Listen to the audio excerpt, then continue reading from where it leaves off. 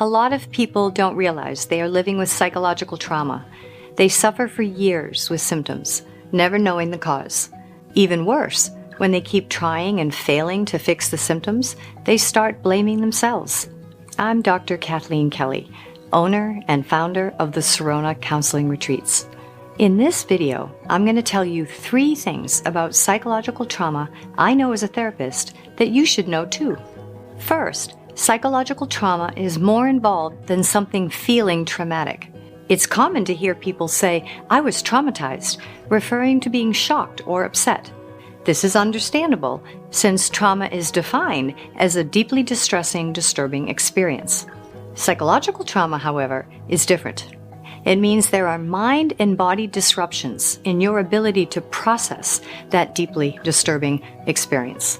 In psychological trauma, your brain stores the traumatic experience not as a whole memory, but as separate and distinct body sensations, memories, and reactions. Your nervous system can't get back to okay, and these remnants of trauma lie ready and waiting for anything in your current life to trigger a reactivation. This leads to wide-ranging effects that trauma-trained therapists not only notice, but know how to help heal. Second, with psychological trauma, you are physically living in the present, but your body is stuck living in the past. Your body has an emergency mode that helps you respond to threats. In this state, you can freeze, flee, fight, even fawn, which is a form of appeasing, all in the service of survival. It can be physical survival, like trying to get safe, or a more social survival, like not being abandoned or alone.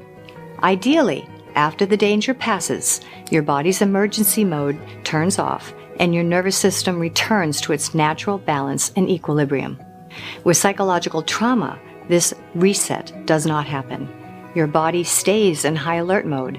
There are many reasons for this. Maybe the danger doesn't pass, the traumatic event shocks your body too much, or there isn't sufficient safety and support for healing. Whatever the reason, when your body is stuck in emergency mode, your body is reacting to automatic internal alarms based on the past instead of letting you be present in the current moment. Third, some personality traits are actually signs of psychological trauma. Personality questionnaires are fun to fill out, aren't they? Questions such as, "I'm the kind of person who," fill in the blank. Maybe you fill in statements like, "can't set boundaries," or "get too angry too quickly." As a therapist, I pay particular attention to statements like these. Why?